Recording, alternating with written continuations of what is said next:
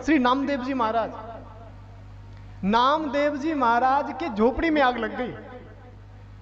झोपड़ी में आग लग गई तो कुछ सामान उनकी पोटली में था जो साथ में लेकर के चलते थे। देखा अरे परमात्मा ने आग लगा दी, सब परमात्मा ही कर रहा है। तो जो झोली थी, प्रभु जब आपकी यही इच्छा है लो ये झोली में भी लगाओ, इसे क्यों छोड़ा है आपने? हम तो राजी, इतना कुछ दे दिया, थोड़ा बहुत ले भी लोगे तो क्या फर्क पड़ता है, सब आपका ही तो है, हम क्या लेकर के आए थे साथ में। ये भावना अगर हो जाए। श्री कुंभन दास जी महाराज बड़े नामनिष्ठ संत थे। कुंभन दास जी महाराज खूब भगवान का भजन करते थे, लेकिन विडंबना ये थी कि उनके घर के पास में ही एक वैश्यालय का घर था। कुंभन दास जी बड़ा छुप के भजन करते थे, सोचते थे भैया रात्रि हो जाएगी फिर बड़े भाव से भजन करूंगा।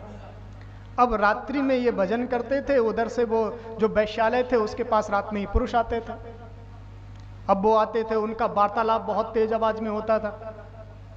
तो विचार किया कि ये तेज आवाज में बोल रहे हैं तो मैं क्यों इनकी आवाज सुनूं। तो ऐसा करता हूं, मैं भी तेज तेज आवाज में अपने भगवान के नाम का उच्चारण करने लग जाता हूं।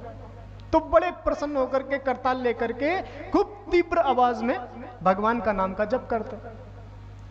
अब जब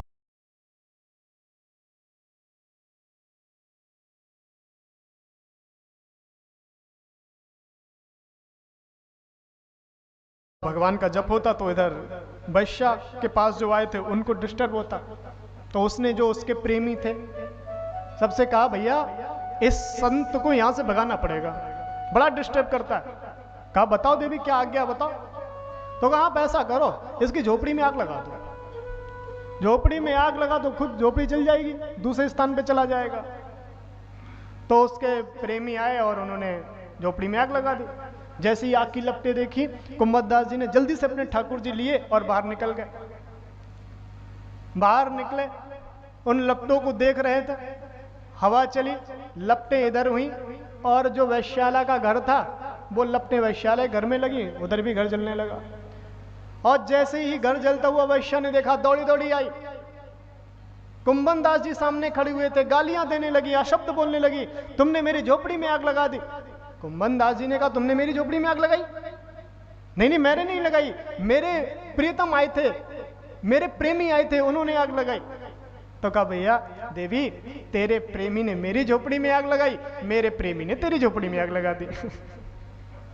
ये प्रेमी प्रेमी का खेल था, हम दोनों क्यों झगड़ रहे हैं?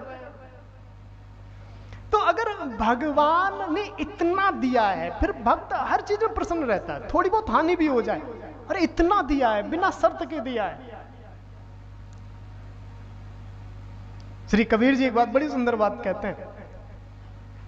एक देवी जी को उसके भाई ने नथ गिफ्ट कर दी, सोने की नथ बड़ी सुंदर।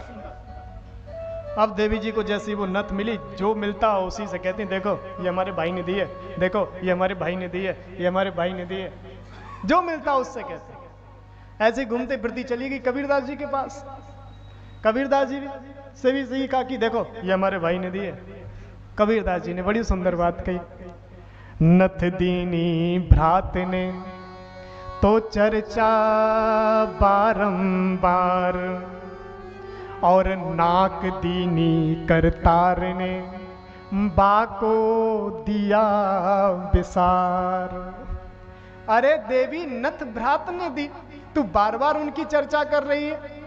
अगर सोच परमात्मा ने तुझे नाक ही ना दी होती फिर क्या करती तू?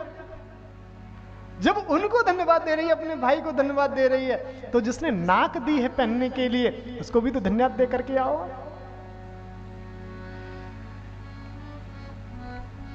तो भगवान का भजन इसलिए नहीं कि हमारी सब कामनाएं पूरी हो जाएं, इसलिए भगवान का भजन करना है, नहीं, परमात्मा ने जो दिया है वो बड़ी कृपा करी है, उसलिए धन्यवाद करके आना है।